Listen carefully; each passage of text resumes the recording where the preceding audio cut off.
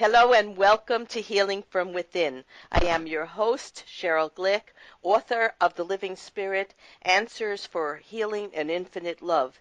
And I'm delighted to welcome back once again Penney Peirce, author of her newest book, Transparency, describing what real radical transparency is and how we can employ it for success in our own lives, relationships, and organizations. Hello, Penny, and thank you for joining us again on Healing from Within. Oh, it's so good to be back. Okay, great. Our listeners today can go to my website, SherylGlick.com, to the radio link, and listen to the interview Penny and I did on July 13th, 2015, discussing how new perceptions may change your reality. Penny, as listeners of Healing from Within are well aware, my guests and I seek scientific and spiritual answers to age-old questions about human development, evolution, and universal energy laws, leading to higher awareness and consciousness and ways to advance our understanding of life in all its infinite possibilities. In today's episode of Healing from Within, we will explore the concept of transparency, as in this age of transformation, we try to remember an enlightened way of being and living so that we can move past negative emotions and victim behaviors and begin to live with less stress, friction, and awaken the soul's desires to materialize and create a life of true awareness of our soul potential and higher vibrational living.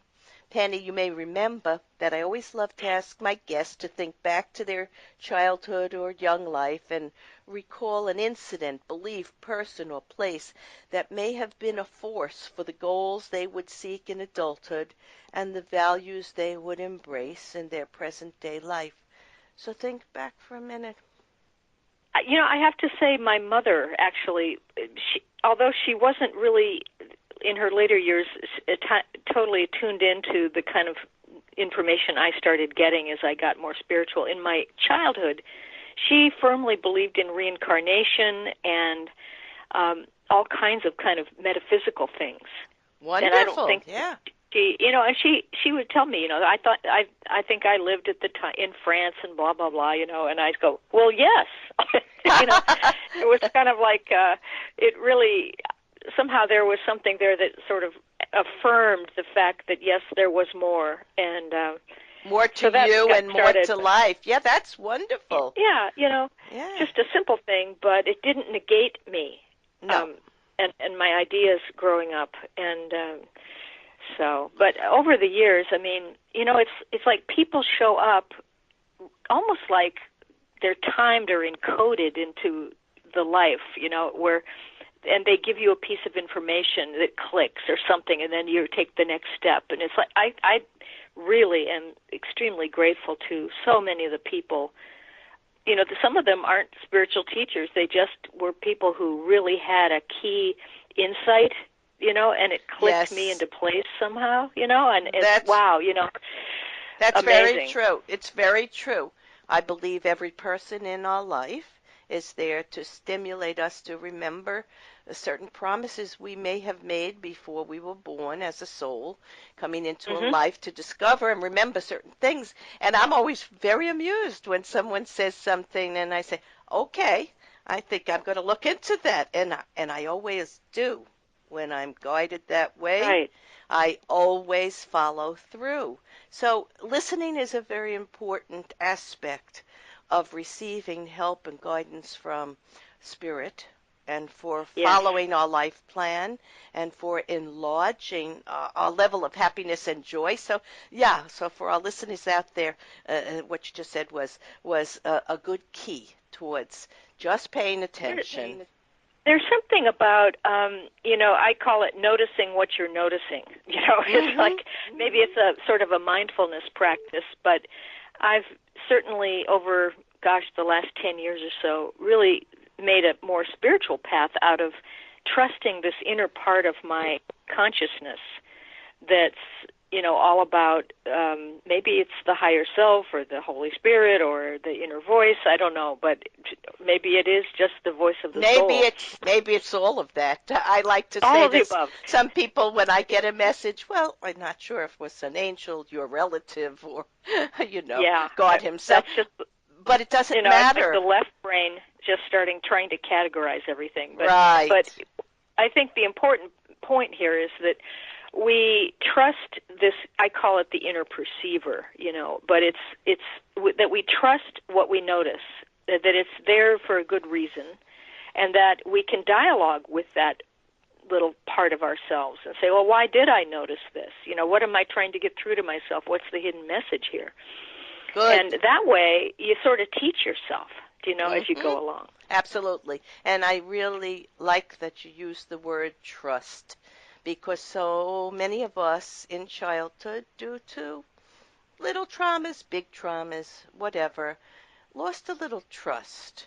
And when you Yeah. get to talking about what you and I are talking about today, you realize that trust is probably one of the most important things you need to go forward and relax into the peace of our being. And Mhm. we never really lost it. It's just the world around us took it a little piece of it away for a little while, and then we can Yeah. reclaim it again. So I really like that you brought that word up.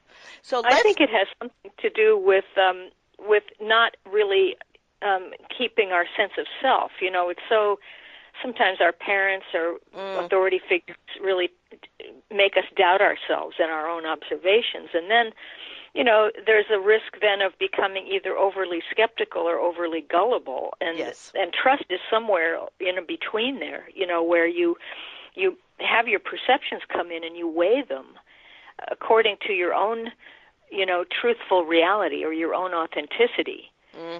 Which of course that evolves as we go along. So there are no rules. It's a day by day, case by case thing that you check, and see how things feel. That's another I always thing. say if it feels deeply comfortable, Yes, then there are that's no pretty. rules, and there is no time and space. So there's just each of us finding for ourselves truth, as you said, Yes. and the truth is the same for all of us, but we will find it in different ways and different places and different times and through different experience. But let's go on to so much is said now of the need for transparency in the media.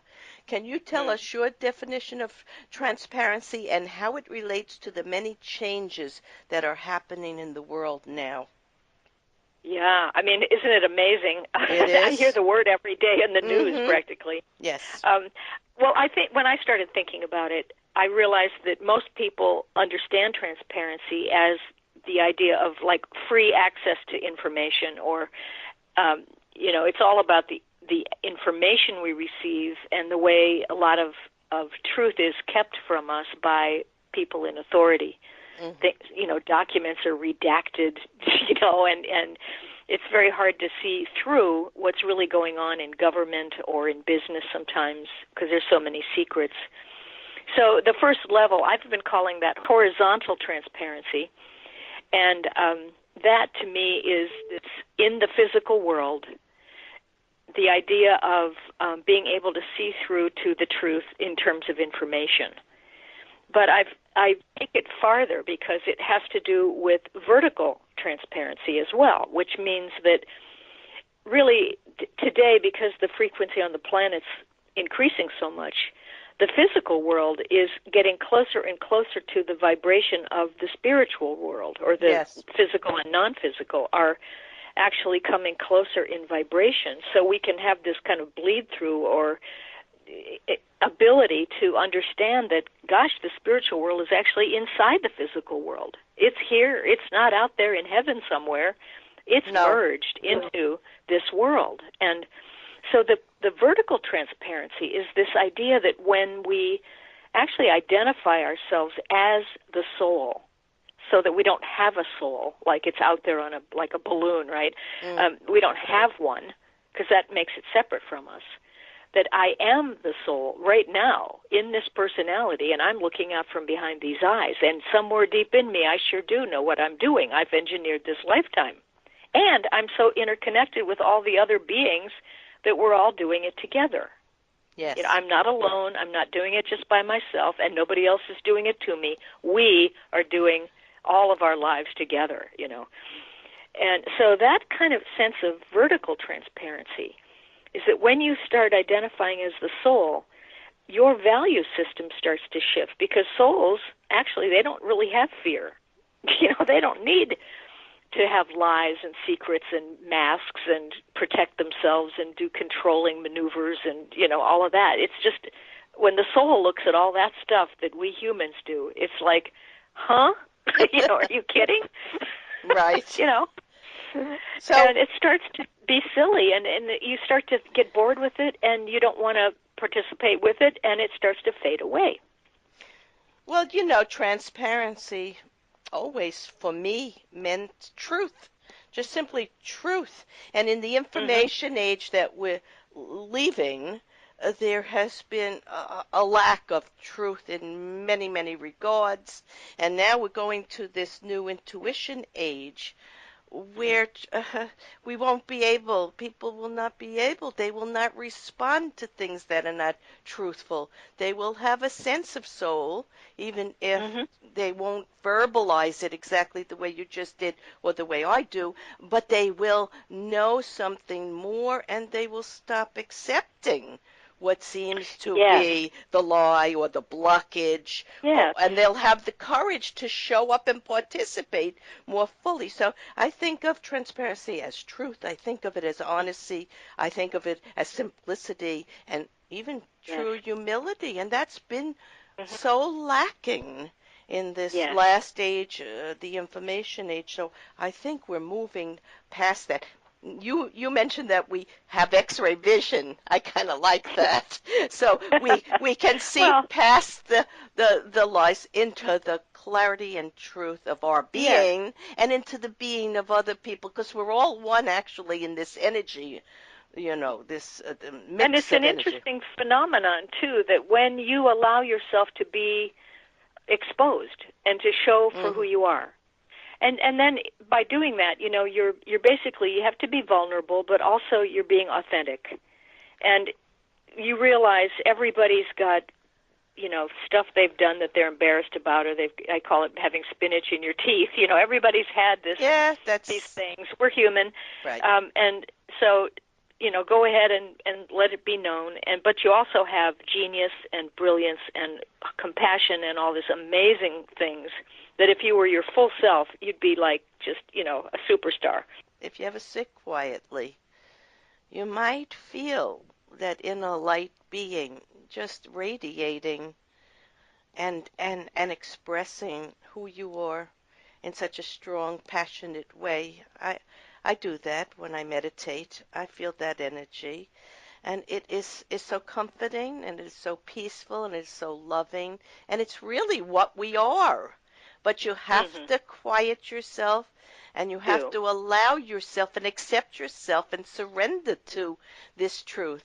And it takes time, but for those who are able to reach that point, it's truly a great gift, a gift of life and a gift of spirit.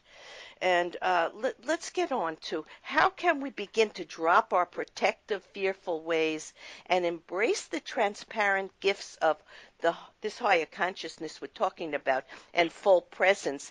And what are the advantages personally and collectively to do this as soon as possible? I think that first you need to almost have a point of comparison between your state of being when you're protecting yourself and trying to control things and try to avoid feeling something you don't want to feel, when you're being run by fear. What it feels like in the body is a contraction state. You will get pain. You'll feel depressed. You'll feel like numb. You'll feel cold, like a heavy wet blanket's on top of you. There are various kind of sensations of ways to describe those fear-based states of resistance. And when you are in that state, basically, there's no fluidity. The energy has contracted around some belief or thought or avoidance, and nothing moves, right? And so it takes you into pain. And